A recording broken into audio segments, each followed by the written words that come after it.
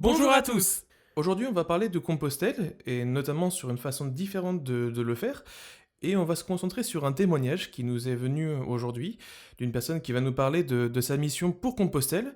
Et avant tout, donc Apolline, tu vas partir dans quelques jours sur le chemin de Compostelle. Donc, est-ce que tu peux nous présenter le projet et en quoi ça consiste? Oui, alors du coup tout à fait, je pars sur le chemin dans une quinzaine de jours. Donc on part sur le GR65, la Via Podiensis, et on va traverser les Pyrénées pour continuer un bout du Camino Frances. Alors, dans quel contexte tu pars et avec combien de personnes tu vas partir sur ce déplacement? Alors en fait, je me déplace du coup avec 14 jeunes et 4 accompagnateurs qui viennent de deux collèges des Sables d'Olonne en Vendée, à côté de chez nous.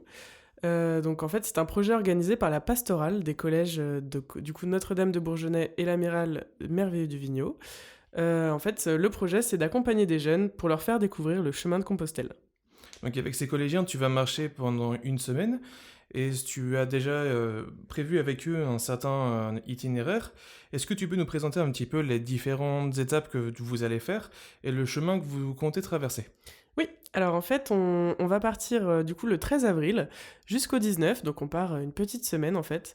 On part d'Arroux, un petit village dans les Pyrénées-Atlantiques, et du coup on traverse le col de Roncevaux pour se rendre jusqu'à Pampelune, en Espagne.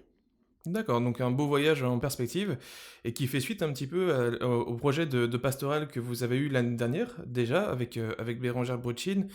Et est-ce que tu peux nous parler aussi de ce concept que vous avez avec la pastorale de tronçonner le chemin, puisque a priori tous les ans vous faites le voyage. Est-ce que tu peux nous en dire un peu plus sur le fait d'y retourner tous les ans sur ce chemin? Oui, alors du coup le projet a démarré en 2016 à l'initiative de Bérengère Brutschin, adjointe pastorale des collèges des Sables d'Olonne. Et en fait, le projet, c'est de partir du Puy-en-Velay en 2016 pour arriver un jour à Saint-Jacques-de-Compostelle. Donc les enfants n'ont pas encore atteint Saint-Jacques-de-Compostelle en 2023. Et du coup, l'intérêt, c'est que chaque année, des collégiens de quatrième et troisième participent à ce voyage et on leur fait découvrir Compostelle, le chemin, à travers ce pèlerinage. Et du coup, chaque année, ils font une portion différente du chemin. Donc, c'est-à-dire que l'an dernier, on a fait avec eux Nogaro jusqu'à Arroux, sur le GR65. Et du coup, cette année, on poursuit avec Arroux jusqu'à Pampelune. D'accord, donc là, donc vous partez dans 15 jours. Est-ce que vous vous sentez prêt? Est-ce que toi, tu te sens prêt personnellement pour affronter le col de Roncevaux? On sait que c'est une étape qui demande un petit peu d'énergie et de préparation. Dans quel état d'esprit tu es et comment tu envisages les prochains jours avant le départ? Eh ben écoute, là on est à 15 jours du départ. J'avoue, je suis très spontanée et en fait, j'aime pas trop me préparer, j'aime pas trop me prendre la tête en fait. Pas trop en amont en tout cas. Et j'avoue que là pour l'instant, je suis dans l'excitation de partir. J'ai hâte de partir en fait. Et mais après, mon sac n'est pas prêt. Je n'ai pas fait d'entraînement spécifique physique, on va dire. Donc voilà, moi j'y vais un peu comme ça. Je sais que j'ai déjà fait une portion du chemin et je sais que ça se passe très bien Compostelle. Il n'y a pas vraiment d'inquiétude à avoir. En tout cas, on peut en avoir la première fois. Mais quand on y retourne, voilà, on a une certaine sérénité. Et voilà, je suis pas très inquiète. Effectivement, il y a le col de Roncevaux cette année quand même. Donc voilà, je vais faire attention à ça. Et puis, mais l'essentiel, c'est d'avoir un bon équipement. Puis voilà, se laisser guider par le chemin, hein, tout simplement. Et donc tu disais tout à l'heure, tu es accompagné de Bérengère Brutschin qui encadre ces jeunes pour le déplacement. Et on la reçoit aujourd'hui pour évoquer ensemble la notion de randonnée en groupe au travers de ce projet. Et surtout, c'est la première fois que ces jeunes partent sur le chemin. Bérengère, bonjour. Bonjour Bérangère, merci beaucoup de nous avoir rejoints. Écoute, on te laisse te présenter. Bonjour Apolline, bonjour Tristan, je m'appelle Bérangère, j'ai 44 ans, je suis mariée, j'ai 4 enfants de 18 ans à 12 ans et je suis une habituée en effet des pèlerinages. Puis aujourd'hui, la raison de ma présence avec vous, c'est que j'accompagne des collégiens, je travaille déjà dans 2 collèges au Sable d'Olonne, 2 collèges catholiques, collège Amiral et collège Bourgenais, et puis je suis adjointe pastorale et dans ces collèges où je travaille depuis 14 ans, j'organise depuis 2016 un pèlerinage sur les chemins de Saint-Jacques-de-Compostelle. Et donc concrètement, est-ce que, Apolline, tu peux nous expliquer sur place comment ça va se passer? Comment vous vous organisez pour vivre au mieux cette expérience? Alors du coup concrètement, nous du coup pour faire Arou jusqu'à Pampelune, on a divisé en 5 étapes, donc 5 jours de marche, où en fait on va faire voilà Arou Ostabat, Ostabat Saint-Jean-Pied-de-Port, Saint-Jean-Pied-de-Port Roncevaux, Roncevaux Zoubiri en Espagne et Zoubiri Pampelune. En fait c'est des étapes qu'on a pensées pour qu'elles soient pas trop imposantes, que les enfants puissent tous réaliser les étapes sans souci. L'étape la plus longue, du coup, elle fait 25 km. C'est la première qu'on va faire, en fait, c'est Arou-Ostabat. Après, voilà, on a 24 km 5 entre Saint-Jean-Pied-de-Port et Roncevaux. Voilà, ça, c'est une étape où il y a moins d'établissements, moins d'hébergements, donc c'est plus compliqué de la répartir, on va dire. Donc voilà, c'est des étapes assez équilibrées, hein, toutes d'une vingtaine de kilomètres. Et du coup, chaque nuit, on va les passer dans des gîtes d'étapes et dans des auberges du coup espagnoles. Donc voilà comment ça va se passer un petit peu plus en détail. Alors en plus, on sait que ces jeunes-là, ils vont marcher pendant au moins une semaine, Ouais. donc une bonne vingtaine de kilomètres par jour. Mm. Est-ce que ça nécessite un entraînement particulier? Est-ce que ça demande aussi une préparation physique Mm. pour justement aller s'entraîner? Parce que c'est quand même des étapes qui sont suffisamment longues, Mm. avec un dénivelé qui peut être plus ou moins important. Donc comment on se prépare pour marcher autant et sur une si longue durée? Mm. Merci Tristan pour cette question. En effet, on se prépare et la préparation reste somme toute assez symbolique parce qu'on ne se mettra jamais dans les mêmes conditions de toute façon, de marche en montagne, de marche 8 heures par jour. Ça, clairement, dans notre quotidien, on ne le fait jamais. Je peux pas les emmener en montagne un week-end pour nous préparer. Donc Ce on serait bien. va faire des marches qui sont, comme je disais, un peu symboliques, de l'ordre de 2 heures, 2 heures et demie, 4 dimanches matin avant le départ.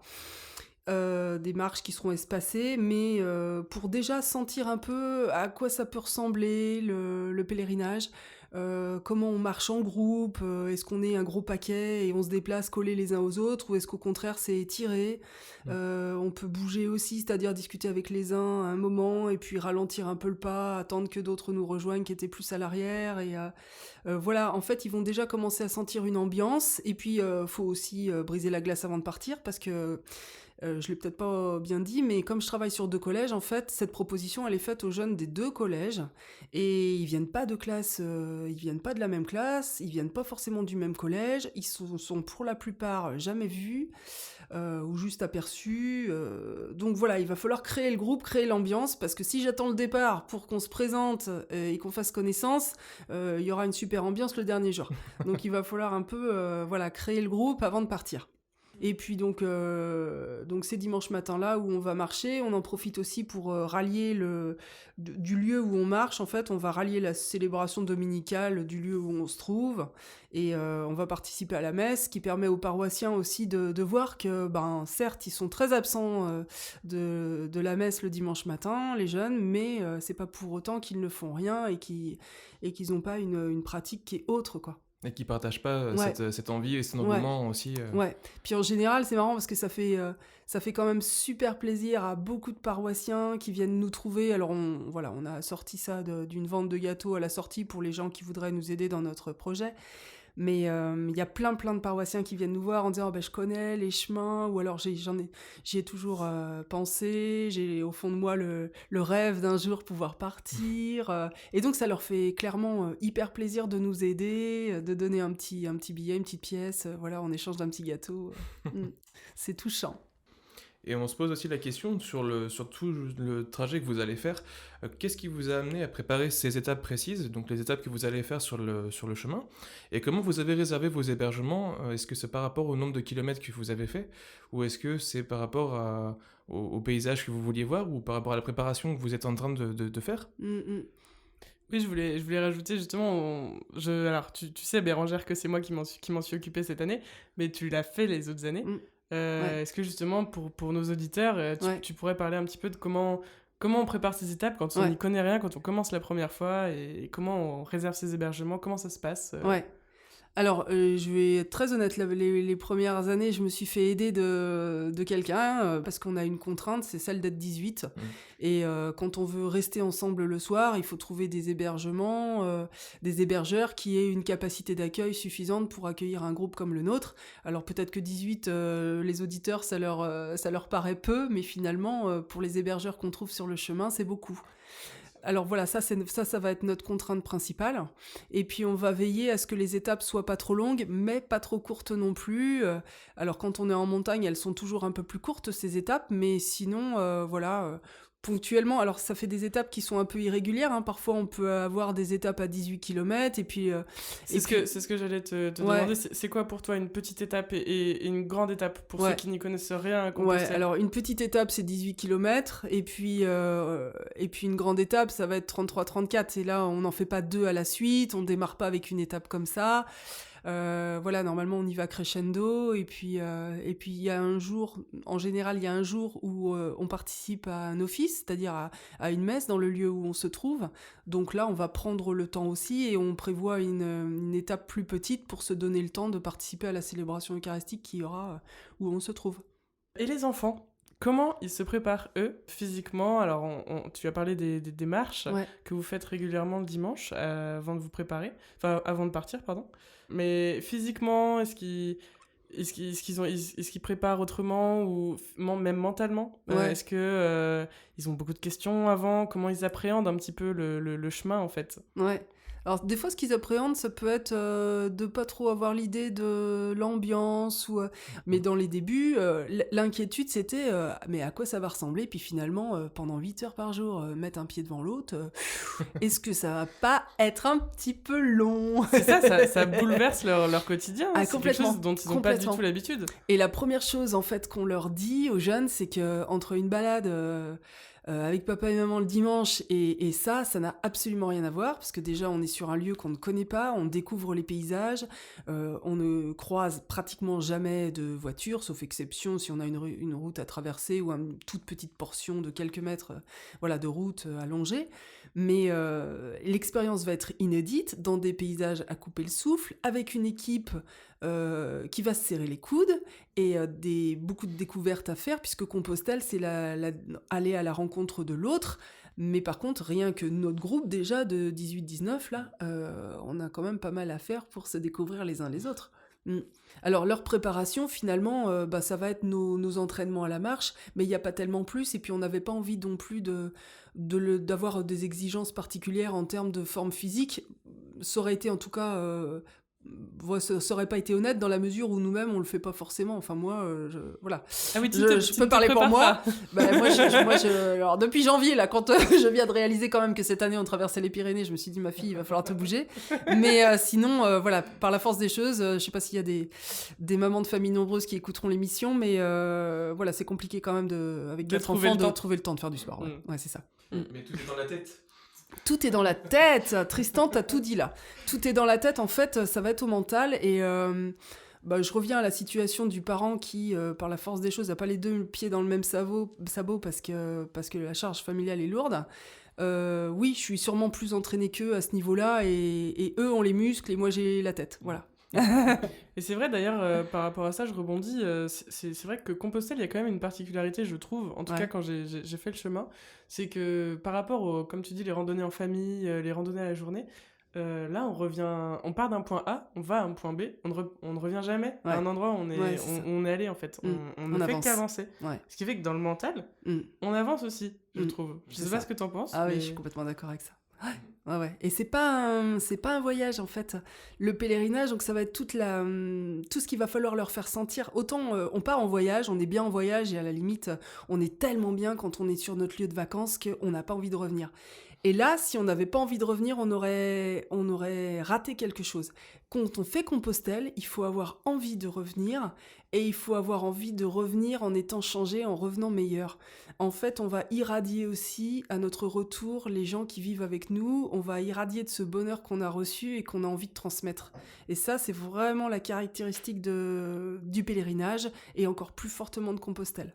On a rechargé les batteries, on revient avec de la joie dans le cœur, on revient avec l'envie aussi. On a converti quelque chose en nous quand on fait les chemins de Compostelle. C'est des chemins qui sont vibratoires. Lauriane Delpire, elle le dirait bien, à quel point il y a quelque chose de plus sur ces chemins. Ça me fait penser quand on discute, qu'est-ce que toi tu retiendrais de la différence vraiment qu'on retient entre partir seul et partir en groupe? Quelle est la grosse différence? Parce que quelque part, sur le chemin, on rencontre toujours des gens, on vit la même expérience, mais on la vit pas pareil. Qu'est-ce que tu aurais envie de dire là-dessus Ben, je pense que après c'est très personnel. Quelqu'un qui a vraiment envie de se tourner vers les autres et d'aller à la rencontre, ça peut être en effet intéressant de partir seul. Et puis en même temps, quand on n'aime pas la solitude, être renvoyé à cette solitude, ça peut présenter une forme de difficulté. Nous, on est toujours partis en groupe, ce qui implique évidemment d'être capable, et ça va être la difficulté, ce qui implique d'être capable de caler son pas à celui des autres. Certes, on va pas tous marcher exactement à la même vitesse, et c'est la raison pour laquelle le groupe va être étiré. Ceci dit, tous les 3 quarts d'heure à peu près, ceux qui sont devant font une pause, attendent les derniers, voilà, on boit un coup et puis on repart. Mais c'est vrai que c'est difficile de marcher à la même vitesse que son voisin parce qu'on a tous un rythme de marche qui est différent. Et essayez vous-même, auditeurs, en allant vous promener, de marcher plus vite que votre rythme ou de marcher moins vite parce que vous attendez quelqu'un ou parce qu'il y a quelqu'un qui vous fait presser le pas, c'est pas si évident.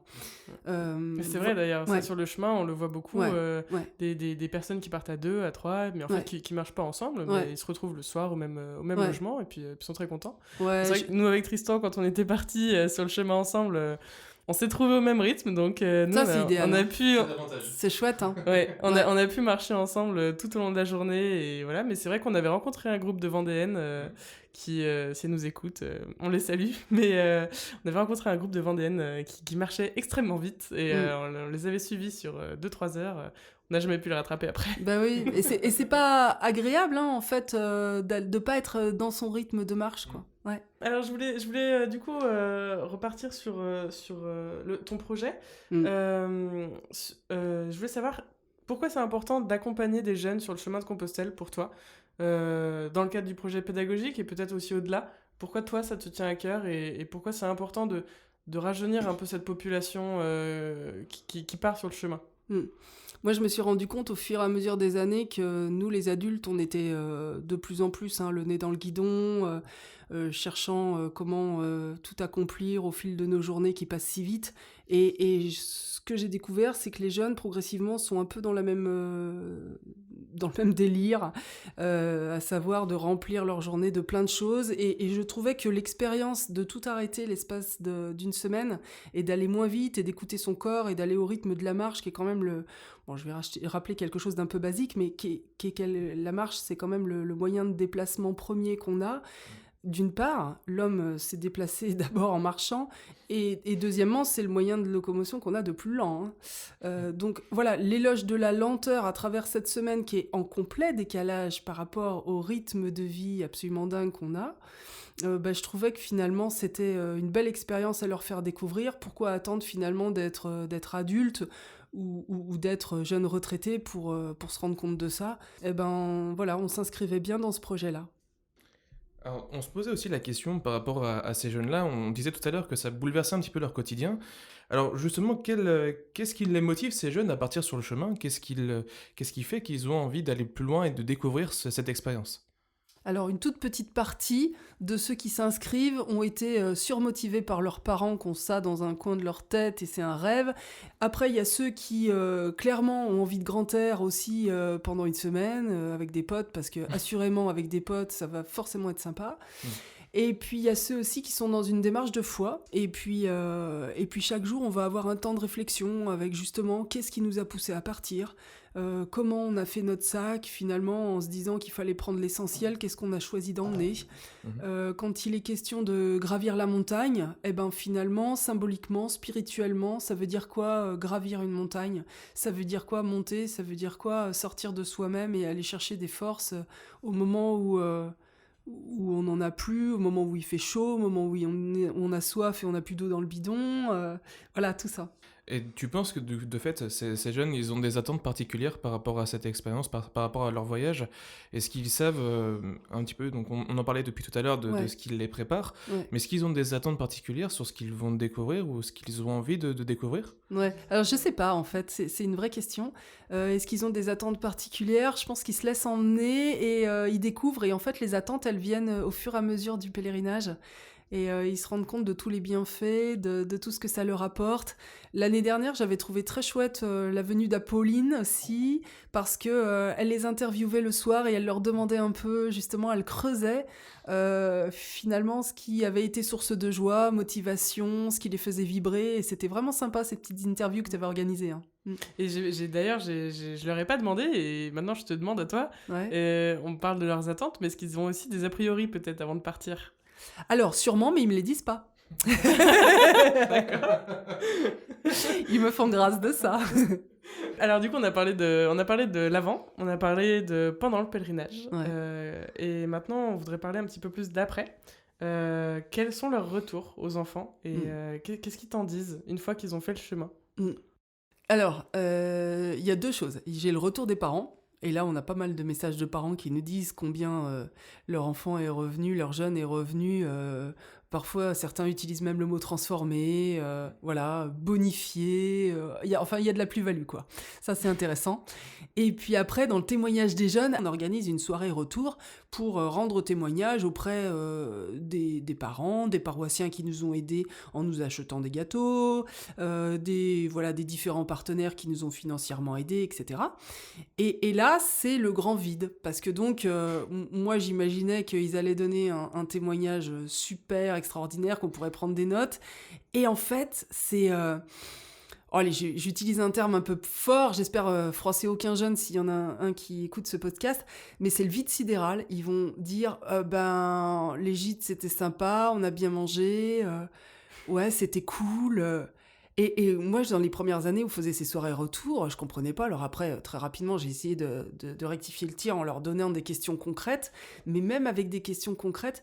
Donc ça dit quoi? J'arrive à la conclusion suivante, c'est que ce qui se vit sur les chemins de Compostelle, c'est de l'ordre de l'indicible. Ça va être... ça se vit. Ça s'explique pas. Ça s'explique pas. Alors moi, je suis habituée à parler, je suis souvent avec des élèves, donc là, vous m'entendez parler peut-être un peu avec aisance, mais c'est pas du tout le cas des participants qui reviennent de Compostelle. C'est plutôt délicat de dire l'intensité des émotions qu'on a pu ressentir ou ce qui s'est produit. Et forcément, c'est plus facile de s'accrocher et de trouver les mots pour dire ce qu'on a mangé ou quel temps on a eu. Ouais, donc c'est vrai que c'est compliqué de leur tirer les verres du nez, en fait. C'est ça, parce que c'est intérieur, et ça veut pas dire qu'ils ont rien ressenti, ça veut pas dire... Mais par contre, ils sont plutôt ravis, généralement quand ils reviennent, Ah oui, je suis et complètement d'accord avec surtout, ils ont envie de Ah ouais. repartir, parce qu'il me semble que cette année, tu repars avec plusieurs jeunes qui sont déjà partis. C'est ça. Ce qui nous amène aussi à la question qu'on peut beaucoup se poser sur ces jeunes-là, c'est qu'est-ce que le chemin leur enseigne, que ce soit en termes de leçons de vie, ou en termes de partage, de rencontres, de dépassement de soi aussi, parce que c'est aussi ça l'expérience de ce chemin. Qu'est-ce que le chemin va vraiment leur apporter si jeunes, où ils ont moins le recul que nous en tant qu'adultes? En fait, ça leur apprend la solidarité. Alors, vous me direz, il n'y a pas besoin de faire les chemins de Compostelle pour être solidaire. Les chrétiens n'ont pas l'exclusivité de la solidarité non plus, donc pourquoi un pèlerinage pour découvrir ça? Ça, je l'entends tout à fait. Ceci dit, quand il n'y a pas des gens qui appellent, il n'y a aucune raison de se retourner pour aller les aider. Compostelle va créer, je vous disais tout à l'heure que je faisais pas un casting et je prenais pas des super sportifs pour venir, et il y a tout un intérêt à faire ça, c'est qu'il va y avoir des plus forts et il va y avoir des plus faibles. Les plus faibles, ils seront plutôt à l'arrière et ce sera plutôt difficile à certains moments, quand on monte, quand il fait chaud, quand il y a plus d'eau, etc. S'il n'y avait pas de plus faibles, il n'y aurait pas de plus forts. Et certains, j'en ai vu à plusieurs reprises, se dire « Waouh, ils sont où les derniers? Ils sont loin, on va faire marche arrière, ça monte là, et on va aller les aider. » Et ça, c'est magnifique parce que ça se passe de tout mot, c'est l'expérience, ça se vit à un moment, et on voit des jeunes qui font demi-tour, qui se rajoutent des bornes, qui vont chercher quelqu'un qui est en bas, et qui le prennent bras dessus bras dessous, et qui l'aident à monter dans un moment qui est difficile. Merci beaucoup, Bérangère, C'est un plaisir. d'être venue nous voir. Ouais. Merci beaucoup d'avoir partagé ton témoignage avec nous. Et merci surtout d'être venu dans notre petit studio avec nous sur le podcast. Ouais. On est vraiment ravis de t'avoir reçu. Est-ce que tu as un petit mot de la fin à nous adresser, aux auditeurs peut-être ? Eh ben, le petit mot de la fin, je pense à la montagne qu'on va parcourir en traversant les Pyrénées au mois d'avril. Là, il y a une phrase de Teilhard de Chardin que j'aime beaucoup qui dit « Tout ce qui monte converge ». Eh ben, si à partir du moment où on a envie de... Alors c'est valable sur les chemins de Compostelle, mais dans la vie en général, tout ce qui monte converge. À chaque fois qu'on a envie d'aller plus haut, à chaque fois qu'on a envie de porter notre regard plus haut, qu'on a envie d'élever notre esprit, qu'on a envie de grandir dans la réflexion, eh bien on va forcément converger, c'est-à-dire retrouver des gens qui sont dans la même dynamique que nous, et ça va nous rapprocher. Quelles que soient nos origines, quel que soit le lieu de vie, le milieu social d'où on vient, si on a envie de monter, eh bien on va forcément croiser notre route avec d'autres personnes qui ont envie de monter elles aussi. Bien, merci beaucoup Bérangère. On vous Merci souhaite à bien vous. sûr un très bon pèlerinage à tous.